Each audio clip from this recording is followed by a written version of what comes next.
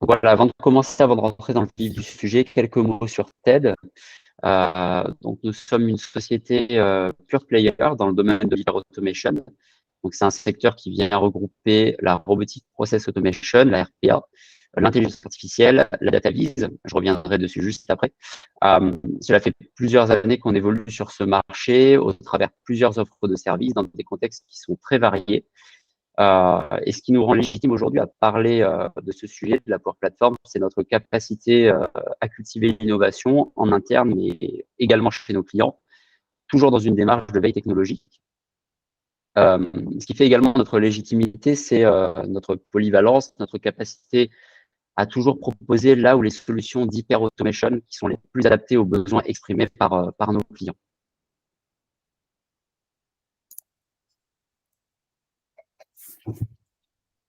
Donc, la Power Platform, qu'est-ce que c'est rapidement avant de laisser la parole à Louis et Juliane? C'est un ensemble d'outils qui se trouvent dans l'environnement Microsoft et qui vont venir couvrir plusieurs besoins clés. Le premier besoin, c'est l'automatisation, qui est en réalité une technologie qui vient faciliter la création de robots en imitant les actions humaines. Donc, c'est de la reproduction à l'identique de ce que réalise un humain sur son poste. On a également la data visualisation, qui est finalement simplement la représentation graphique des données afin d'en permettre une meilleure compréhension, plus rapide et plus efficace pour les différentes équipes.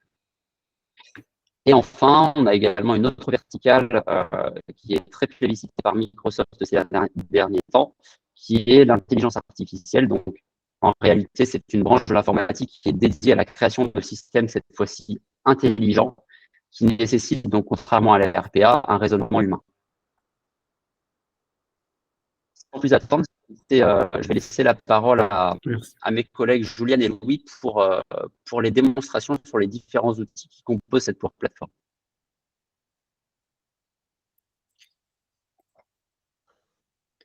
Donc du coup, moi je vais commencer en vous parlant justement de la partie Power Automate.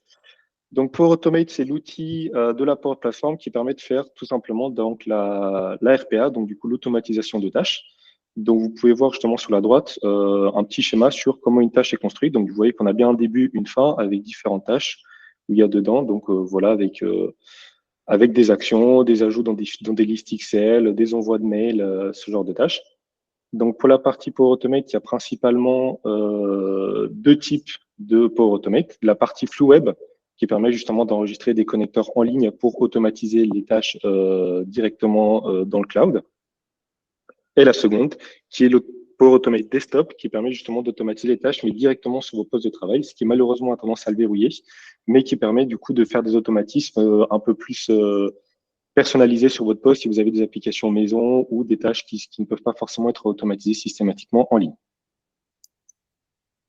Hop.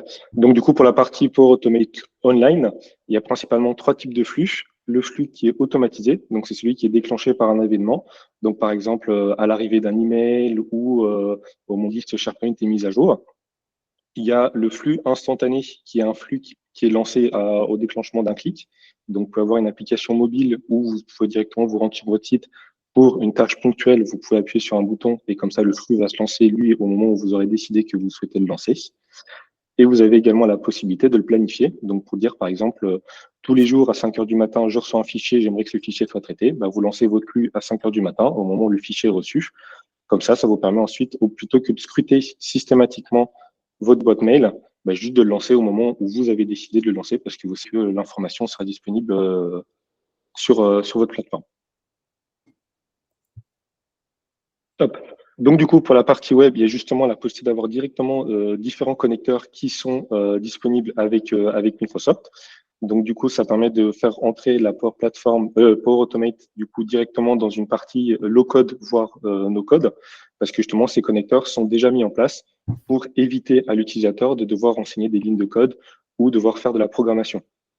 Justement, au niveau des connecteurs, le tout est simplifié au maximum, où vous avez juste besoin, par exemple, de renseigner vos identifiants ou l'URL, ou alors le lien qui permet de vous connecter. Il n'y a pas besoin de taper toute l'information qu'il y a en amont, c'est le connecteur qui fait tous ces travaux-là de son côté-ci. Et vous avez également la possibilité, si vous avez des connaissances un petit peu plus poussées, de créer vous-même vos connecteurs, qu'on va appeler justement des API, pour récupérer des informations. Donc, du coup, si vous avez besoin, par exemple, récupérer des informations sur le site de l'INSEE qui met à disposition des API, mais que le connecteur n'existe pas sur l'apport plateforme, bah, vous pouvez le créer vous-même pour récupérer des informations concernant des fournisseurs, des clients, ou pour tout simplement mettre à jour ce genre d'informations. Pour la partie desktop, quant à elle, donc du coup, comme j'ai dit, et comme le nom l'indique, c'est par rapport à votre poste de travail. Donc du coup, ce fonctionnement, ça permet justement principalement de capturer votre souris sur votre poste.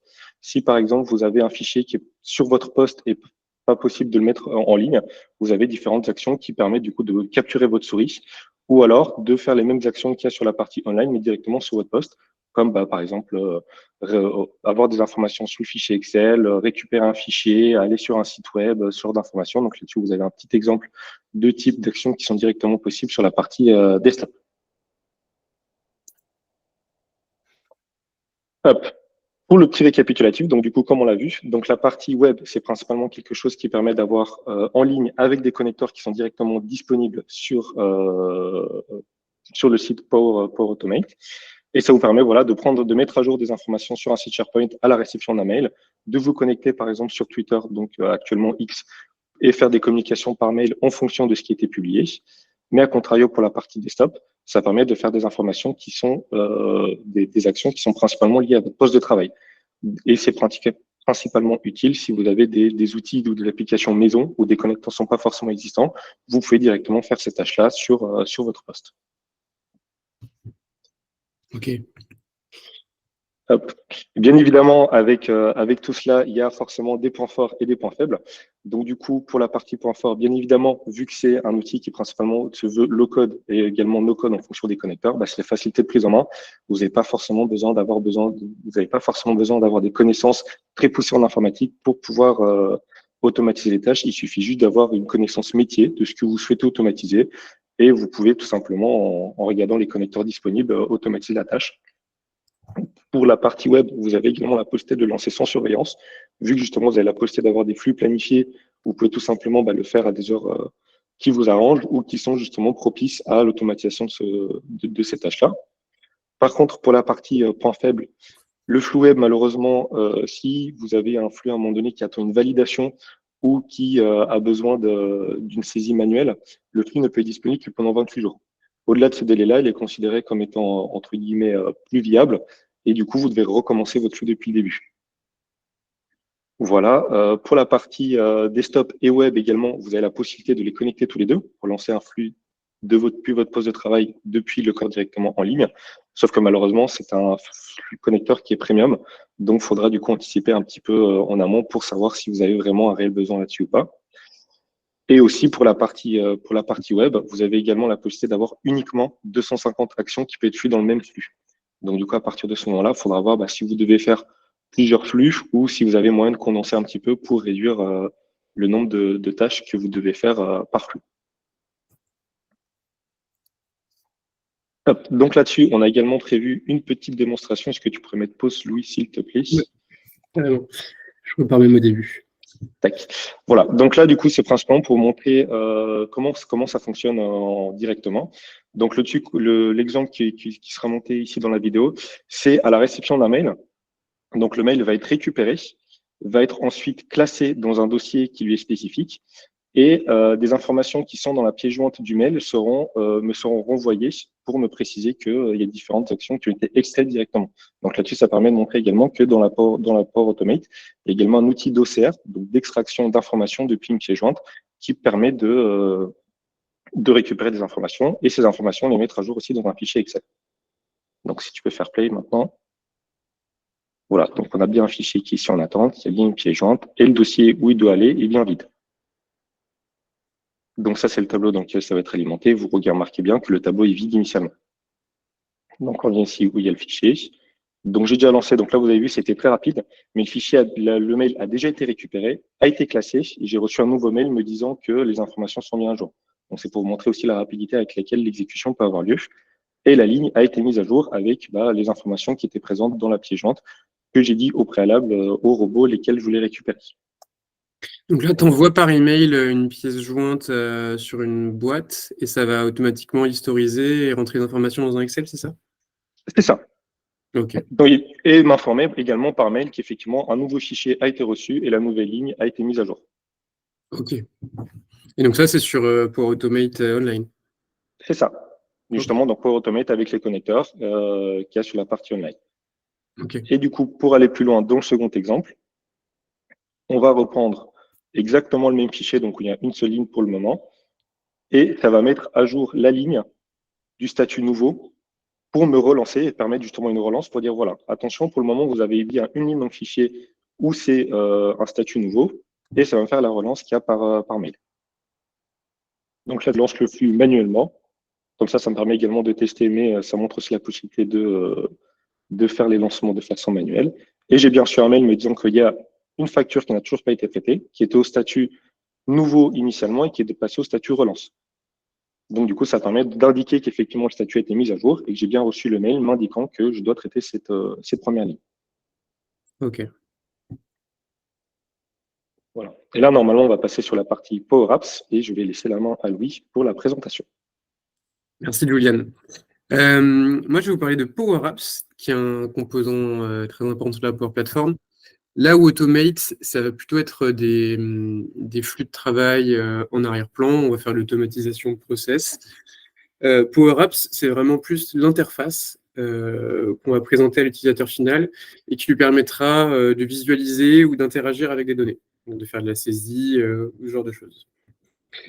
Faire une vue d'ensemble de Power Apps, c'est une application comme Automate dite low-code ou no-code. Il y a un langage de programmation qui est propre à Power Apps. C'est assez proche de ce qu'on peut trouver dans le VBA ou sur les formules Excel. Mais on a la possibilité dans l'outil quand même de créer des choses en no-code. On va vite être limité, surtout si on veut aller loin dans la personnalisation, mais on peut quand même faire des choses sans coder une seule ligne. C'est une application pour desktop et mobile. Je pourrais même dire que c'est adaptable à tous les devices.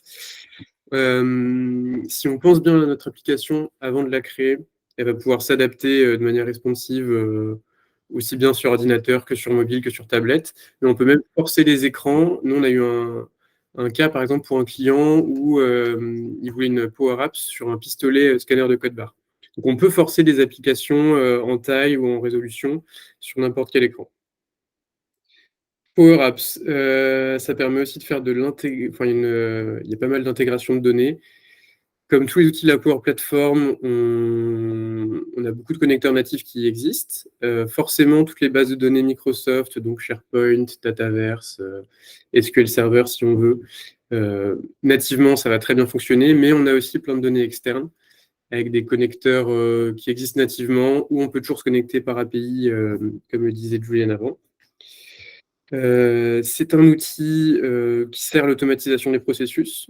On a beaucoup de projets cross avec Automate, finalement, que ce soit des projets majoritairement sur Apps ou majoritairement sur Automate. Là, on a un cas, par exemple, où on a un projet Automate d'extraction d'informations de PDF.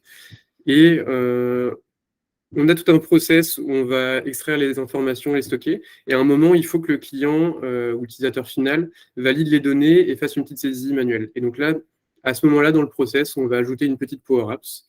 Donc c'est un outil qui sert vraiment à l'automatisation et la digitalisation. Les dernières parties, gestion et sécurisation des données et personnalisation basée sur les rôles, vont bien ensemble.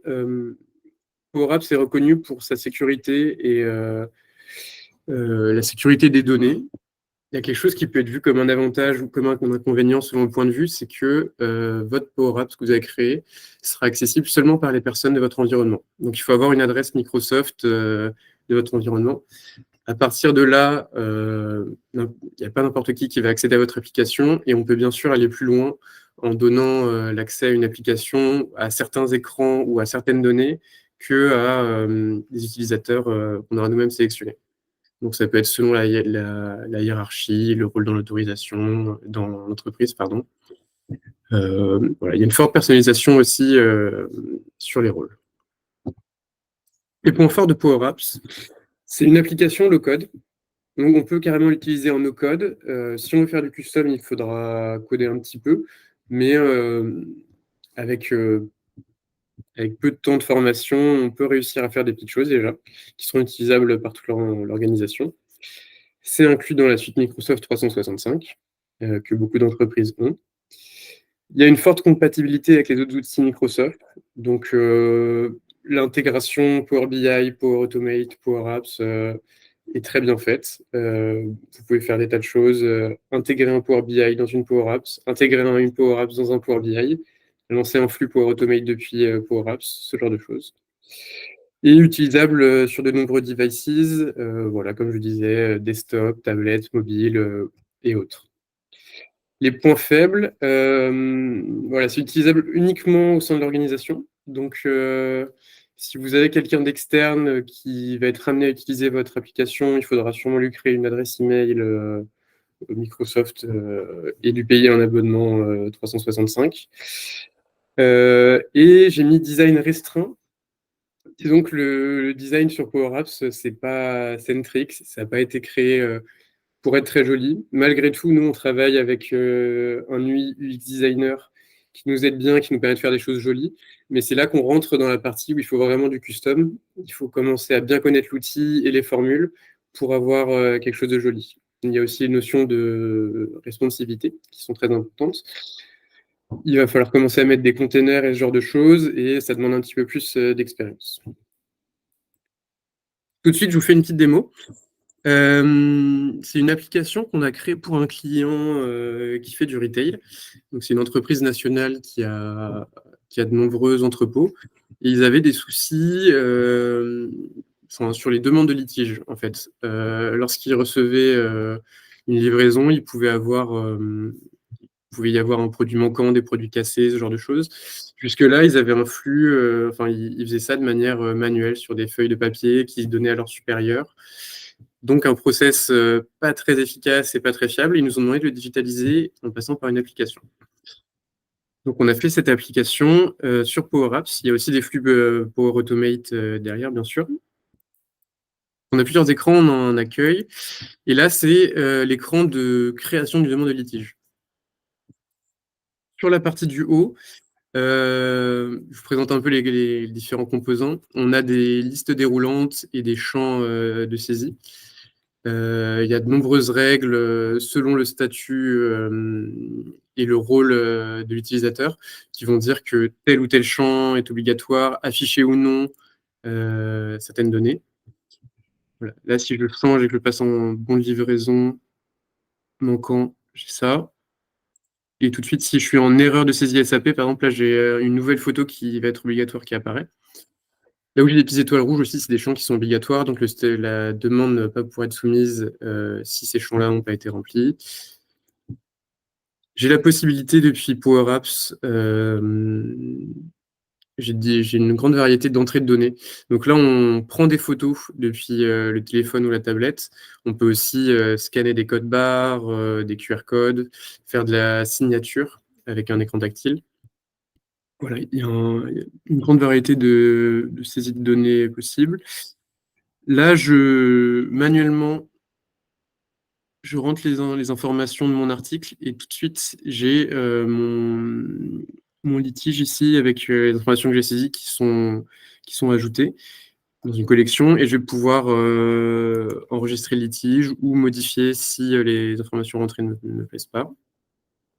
Mon litige est enregistré et apparaît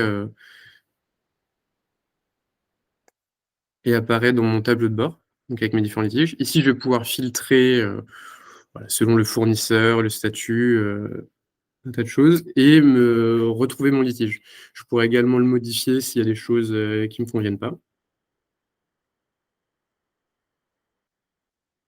Voilà. Et à la soumission, donc le responsable achat concerné, donc la personne qui a sûrement passé la commande, va être prévenu du litige par email et on l'encourage à venir sur l'application pour valider ou modifier le litige. Donc là, on vous a présenté vraiment la partie front, mais il faut imaginer que derrière, il y a des bases de données où on va historiser tout ça. qui interagissent les unes avec les unes avec les autres. Il y a des flux Power Automate, aussi bien pour transférer les données que pour envoyer des emails, pour prévenir les différentes parties prenantes. Il y a aussi une gestion des rôles et autorisations assez importantes. Bon, là, c'est la version démo, donc on a laissé ça apparent, mais ça ne l'est pas sinon, où vous pouvez voir le rôle de l'utilisateur. Ça, c'est nous qui l'avons paramétré. On reconnaît l'adresse email en fait, de l'utilisateur et on va lui donner accès ou non à certains écrans. Le chef d'équipe réception a accès à tout. Le magasinier qui enregistre le litige ne va pas avoir accès à la vue administrateur où il va pouvoir valider ou non les litiges. Voilà, on peut paramétrer toutes ces choses-là. Si vous n'avez pas de questions, je sais pas, j'ai pas fait de point depuis un moment. Je vais passer à la partie Power BI. On n'a rien dans le chat. Ici, on a des choses.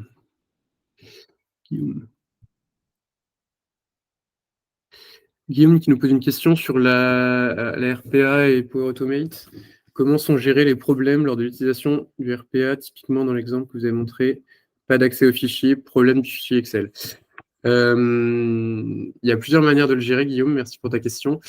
On peut avoir des branches de décision, tout simplement, avec du oui, non.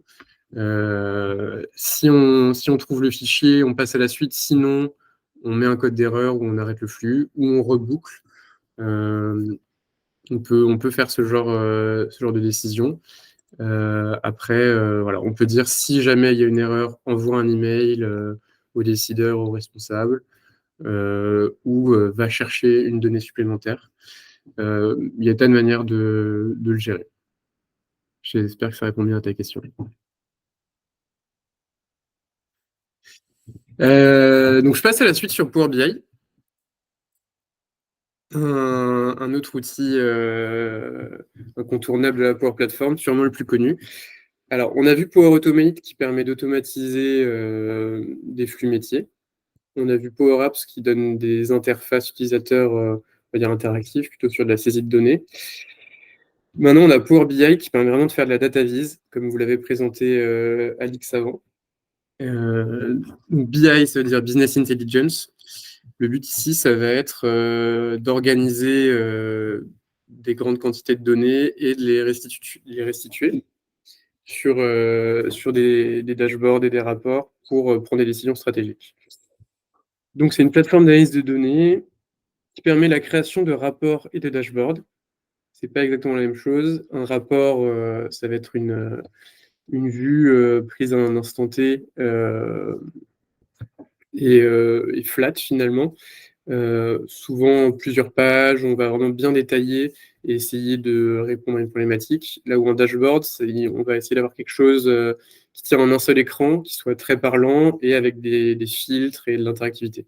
Le dashboard aussi, on va essayer de le rafraîchir instantanément sur des données live si possible, ou alors à intervalles de temps assez courts. Power BI est connectable à une grande variété de données. Donc, comme les autres outils de la Power Platform, les sources de données Microsoft nativement, ça va être très simple de s'y connecter, mais aussi plein d'autres sources. On peut faire de la visualisation sur les données de SAP, toutes les bases de données Azure, ce genre de choses. On a une compatibilité optimisée avec les outils de la Power Platform. Comme je le disais avant, on peut intégrer des dashboards Power BI dans notre Power Apps. Moi, j'utilise aussi des flux Power Automate pour faire du refresh de mes datasets ou de mes dashboards Power BI. Intégration dans d'autres services de la Power Platform. En dessous, on a mis une multitude de logos, donc d'outils et plateformes Microsoft. Récemment, on a Microsoft Fabric aussi, qui est un nouvel acteur dans les données chez Microsoft, qui est très très pratique, qui va quasiment remplacer un ETL et qui va nous permettre de créer des flux de données, de les transformer en amont de nos dashboards. Mais on peut aussi faire des choses avec Power Apps et Power Automate.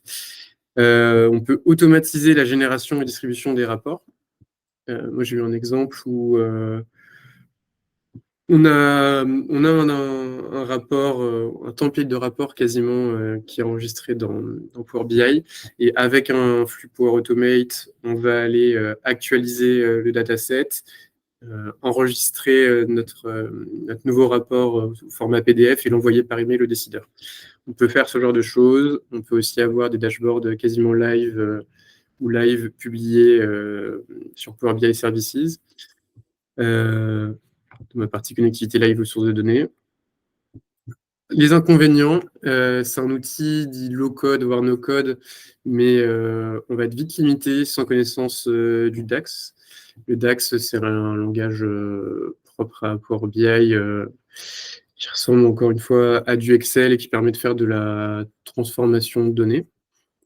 On peut faire beaucoup de choses sans, mais bon, par moment, on a besoin d'une mesure un peu spécifique qui ne sera pas accessible en no-code.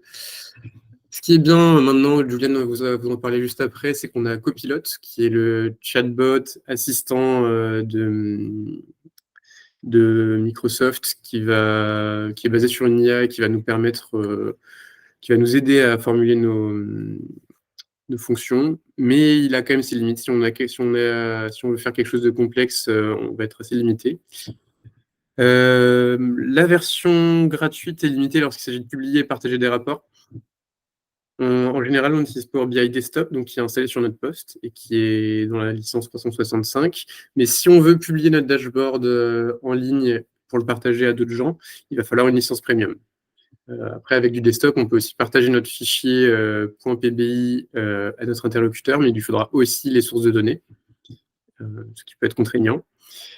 Et certaines fonctionnalités comme la liaison des tables nécessitent un temps de prise en main. Alors c'est un exemple, hein, mais la modélisation des données, si on veut faire le lien, si on a de nombreuses sources de données et qu'on veut les lier, il y a la partie modélisation dans Power BI, avec le modèle en étoile. Ça demande un petit peu de pratique. Donc si vous êtes à l'aise en SQL, ça devrait aller, mais si vous découvrez ce monde-là du jour au lendemain, il va falloir un petit peu vous entraîner pour réussir à le faire efficacement. Je vais vous faire une démonstration, enfin plutôt vous présenter un dashboard démo qu'on avait fait pour montrer à quoi ça ressemble. Donc là, on l'a fait sur des données démo qui n'existent pas vraiment. C'est un dashboard publié sur Service. Donc là, il est public, accessible à tous parce que c'est une démo, mais on aurait très bien pu mettre de la confidentialité et donner accès à ce dashboard-là qu'aux décideurs ou aux personnes intéressées. Il montre les performances commerciales d'une entreprise sur une année. Et les cibles sur ce type de dashboard, ce serait plutôt les équipes sales ou les décideurs de l'entreprise. Donc, on a une multitude de visuels qui sont utilisés. On a des filtres. Donc, ça, c'est un dashboard. Il est interactif. On peut utiliser voilà, plusieurs choses. On réactualise. Ça va filtrer nos données. Si je clique sur un KPI aussi, là, par exemple, ça va filtrer les autres uniquement sur les données de mars, par exemple. Pour le type de visuel utilisé, ici, on a un histogramme empilé. Là, on a des cartes de données. Là, on a un graphique en anneau. Ici, on a une carte qui est interactive, qui nous donne les ventes par magasin, par code postal. Voilà. Toujours, on peut cliquer si on souhaite pour filtrer. Hop. Et on a une deuxième page avec d'autres visuels. Ici, on a fait le choix de filtrer uniquement par magasin. Si je clique sur un des magasins, ça va filtrer uniquement sur les données correspondantes. Là, on a toujours des filtres multiples. Là, on a des jauges, des graphiques en barre. Là, on a un trimap ou en français, un graphique en R. Voilà. C'est pour vous montrer la variété de graphiques qu'on peut utiliser.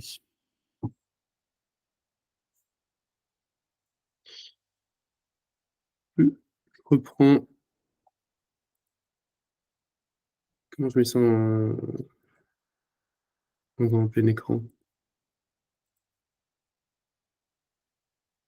Voilà. Et je vais laisser Juliane poursuivre sur Copilot.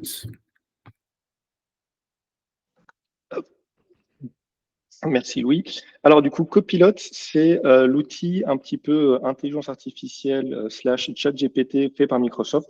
Donc je pense que pour la plupart d'entre vous, quand vous utilisez Microsoft, enfin du coup la partie Bing, un petit peu, vous avez remarqué qu'il y avait effectivement le Copilot qui apparaissait, mais c'est ce qui permet de du coup d'avoir accès là-dessus. Mais ils l'ont également intégré à la Power Platform pour l'utilisation des différents outils. Donc, du coup, cette partie copilote a plusieurs fonctionnalités. Donc, du coup, ça permet, dans un premier temps, d'avoir un assistant automatisé qui vous permet justement de vous soutenir et de vous accompagner sur les différentes tâches. Mais en plus de ça, ça permet d'avoir justement un agent conversationnel, donc pour un petit peu un virtual bot sur différentes tâches que vous pouvez paramétrer en amont, mais qui également, vu que c'est l'intelligence artificielle, peut apprendre aussi sur le tas pour, en fonction des différentes questions qui sont posées ou des ressources auxquelles il a accès, pour savoir ce qu'il doit répondre ou pas. Donc, du coup, c'est pour ça, pour le point d'après, donc l'intégration d'intelligence artificielle. Et effectivement, c'est compatible avec les outils de la Power Platform. Donc, à savoir que la partie copilote, en fonction des différents endroits, est toujours un petit peu en développement, mais commence à se propager de plus en plus disponible sur les environnements, mais reste quand même dans une phase un petit peu de bêta. Donc, en fonction de vos environnements auxquels vous avez accès, vous risquez de ne pas l'avoir systématiquement de disponible ou accessible. Mais ça permet, et ça rentre également dans le cadre de Microsoft, du côté low-code, voire no-code, parce que vous pouvez tout simplement poser des questions à un copilote et il vous accompagnera, voire même vous donnera la possibilité de rajouter directement les données dans votre application ou dans votre flux de travail pour vous éviter d'avoir à faire de la programmation directement sur votre application. Ouais, voilà, c'est de ça dont je parlais pour les formules DAX pour BI avant. Et on a la même chose sur Excel, par exemple, si on veut qu'il nous fasse des formules ou ce genre de choses. Voilà, donc là-dessus, on a tout simplement une petite démonstration. Donc, si on clique sur le point d'interrogation, on a directement Ask Chatbot qui nous permet de poser des questions. Et là, en renseignant un message en disant qu'on a effectivement besoin d'aide, si on renseigne un message, même s'il n'est pas forcément précis, avec les bons mots-clés, les bonnes informations et un petit peu vague, il réussira à l'interpréter et à nous proposer des informations par rapport à ce qu'on a renseigné au préalable. Donc ça, c'est pour la partie un petit peu chatbot, mais il y a également une possibilité d'avoir un accompagnement tout simplement sur des explications, un petit peu plus de texte. Donc là-dessus, voilà, vu qu'il n'a pas forcément compris, il nous demande plus de précision. C'est contrairement à différents chatbots que potentiellement vous avez pu avoir, s'il n'a pas compris, là, il va nous demander des informations en plus, plutôt que de juste nous dire « Ah non, je ne sais pas quoi faire, merci de reposer la question ». Donc là, on a différents éléments qui sont là-dessus. Et avec cela, ça nous permet également d'avoir accès à directement la documentation qu'il y a pour les informations SharePoint, mais également sur la partie copilote un peu plus standard, d'avoir la possibilité d'un accompagnement, ou même pour les personnes qui n'ont pas forcément de connaissances métiers ou informatiques, d'avoir une traduction du flux de travail qui a été mis en place, ou alors de l'application sur comment ça a été programmé. Donc c'est pour ça que justement la partie copilote rentre réellement dans la zone intelligence artificielle de Microsoft, parce que ça permet justement d'améliorer et de booster votre productivité justement en vous accompagnant, en vous donnant la possibilité d'aller beaucoup plus loin sur ce genre de points. Donc justement là-dessus, on retrouve un cas d'usage qui est justement, donc ça rentre aussi dans la possibilité de l'OCR, mais en plus de ça, non seulement il y a de l'OCR, donc justement la possibilité de récupérer des informations sur un document directement, mais en plus de ça, il rentre aussi avec de l'intelligence artificielle, parce que s'il ne trouve pas une information, il ira chercher de l'information par rapport à ce que lui, il est déjà au courant du format que c'est supposé avoir, de là où c'est supposé se situer, du type d'information qu'on recherche. Et en fonction des cas, soit on peut l'entraîner en donnant différents modèles et qui nous repose la question systématiquement et il va apprendre au fur et à mesure, soit alors on donne vraiment une plus grosse quantité de modèles et du coup il va essayer de s'en sortir un petit peu tout seul en demandant la validation dans un premier temps, mais ensuite en pouvant faire l'extraction tout seul. Donc là-dessus, ça permet avec l'intelligence artificielle de récupérer les informations qui sont directement là-dedans et avec une continuité dans le flux, de les renseigner tout simplement où il faut et de les classer dans l'endroit où elles doivent être mises. Et avec du coup la partie copilote, il y a également les connecteurs qui sont avec Azure pour l'intelligence artificielle, donc ce qui permet d'avoir justement une plus grande panoplie d'outils qui sont à disposition des utilisateurs pour l'intelligence artificielle. Donc là-dessus, on retrouve bien évidemment, donc, comme j'ai dit, le Document Intelligence pour faire la partie récupération d'informations. Mais on a également la possibilité de convertir du speech to text ou text to speech. Donc justement pour avoir voilà, de la traduction, de l'interprétation de texte, de la traduction de texte, reconnaissance tout simplement de texte. Également la possibilité d'analyser des images et des vidéos pour avoir de retranscrits là-dessus. Donc, ce sont justement des outils qui sont disponibles avec la brique Azure, mais qui sont mis à disposition dans la partie copilote et donc Power Platform pour les utilisateurs. Et ça permet avec tout ça de faire également des API, donc justement pour récupérer des interfaces d'application Azure et les utiliser dans notre environnement.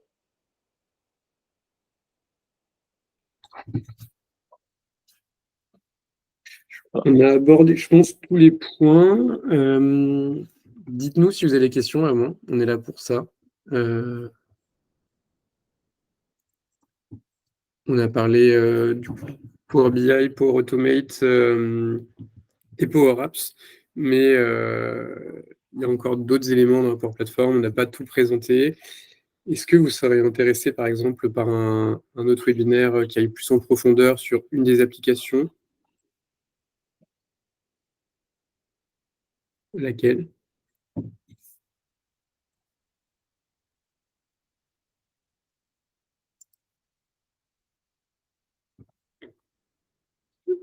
Ouais, on a coupé les micros des personnes externes, Guillaume, mais tu peux poser une question dans le chat.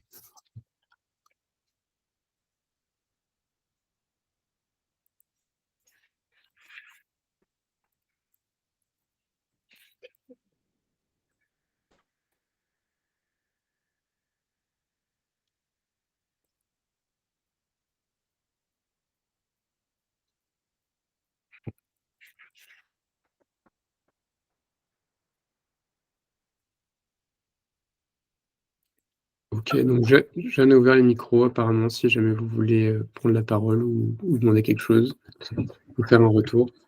Vous pouvez peut-être du coup déjà vous le réactiver et voir si ça fonctionne.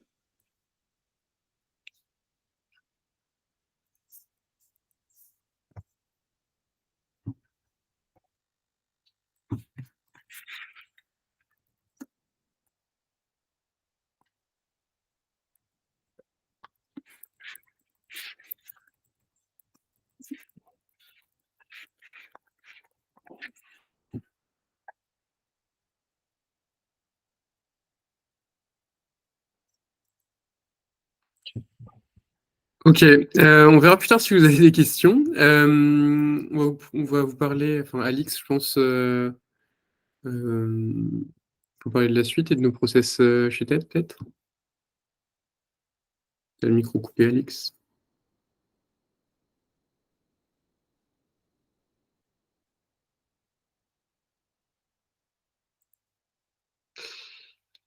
Alix, t'es là?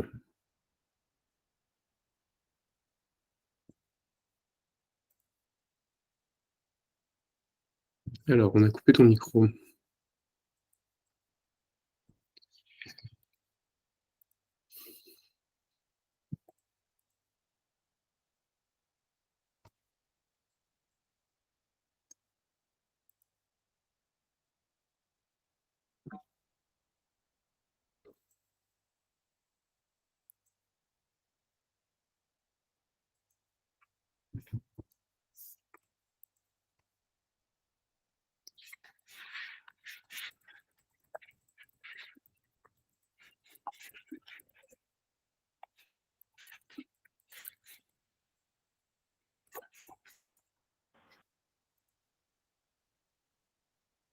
Oui, désolé, est-ce que vous m'entendez maintenant?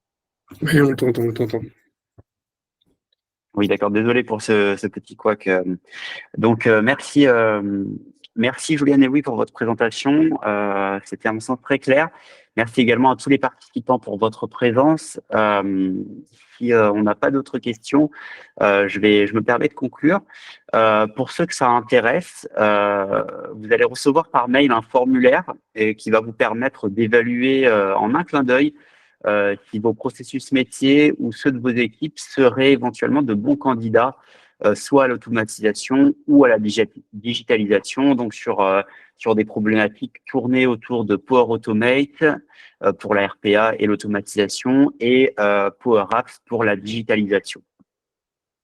C'est assez rapide, ça prend environ 10 minutes pour remplir ce formulaire. Et ensuite, on peut déclencher directement 15 minutes d'échange avec un expert, donc avec Juliane, Louis ou moi-même, sur ce processus-là. Ça vous permettra derrière d'avoir une aide à la décision si jamais vous souhaitez commencer à implémenter du Power Automate ou du Power Apps dans votre entreprise. Encore merci à tous d'avoir été présents sur ce webinaire. Je vous souhaite à tous une bonne journée et puis bon appétit.